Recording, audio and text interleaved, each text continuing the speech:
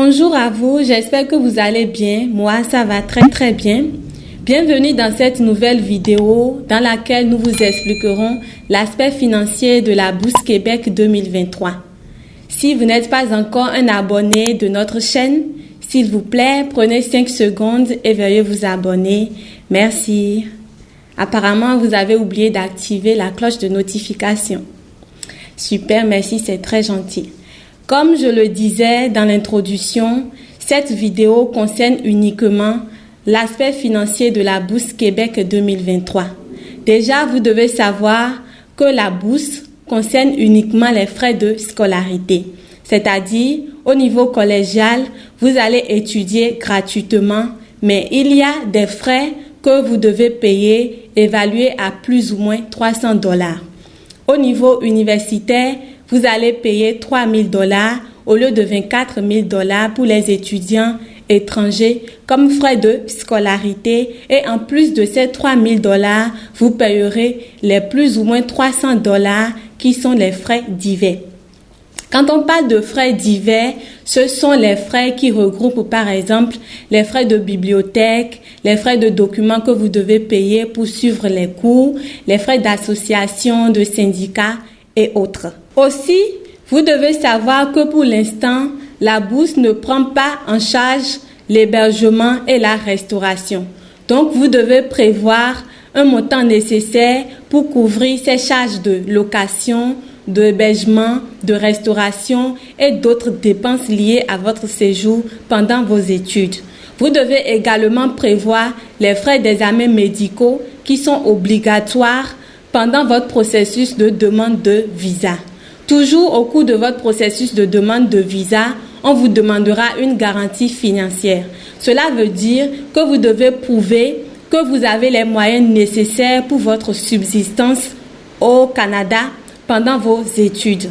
Le garant financier peut être vous-même, un ami ou un membre de la famille qui accepte mettre à votre disposition un relevé bancaire suivi d'une attestation qui stipule qu'il prendra en charge financièrement votre séjour au Canada. Laissez-nous aussi vous dire que les billets d'avion seront pris en charge par vous-même et non par la bourse.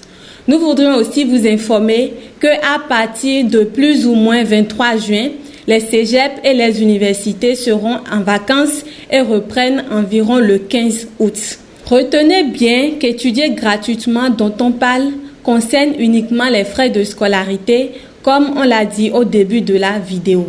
Donc, en général, vous devez avoir un moyen financier nécessaire avant de prétendre à ce voyage. Sinon, ce sera très difficile. Et comme on le dit en fond, en ontotomekwi, ou chez nos frères minants, on dit souvent Ola notomekbo. Donc, pour conclure, nous sommes en train d'actualiser les informations nécessaires afin de vous aider à vous inscrire dans les cégeps et les universités qui sont concernés par cette bourse. Mais pour ceux qui désirent s'inscrire eux-mêmes, nous vous prions de bien choisir les universités et les cégeps qui sont éligibles par ce programme pour éviter les frais de scolarité qui vous seront demandés pendant votre processus d'inscription.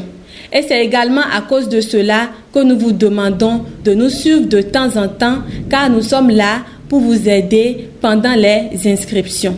Pour ceux qui sont intéressés, rejoignez notre groupe WhatsApp et Telegram via les liens dans la barre de description. Par ailleurs, le gouvernement de Québec pourrait apporter des modifications sur les modalités de cette bourse. Nous vous tiendrons informés au fur et à mesure. Une chose est de vouloir voyager par ce canal de bourse d'études gratuites offerte par le Québec, mais l'autre chose est que vous ne devez pas négliger l'aspect financier que cela exige. Voilà ce que nous avons à partager avec vous dans cette vidéo. Vos commentaires et vos questions sont les bienvenus. Encouragez-nous en likant et en partageant la vidéo et surtout n'oubliez pas de vous abonner. Bon succès et du courage à vous dans vos démarches. Merci de nous avoir suivis et à très bientôt pour une nouvelle vidéo.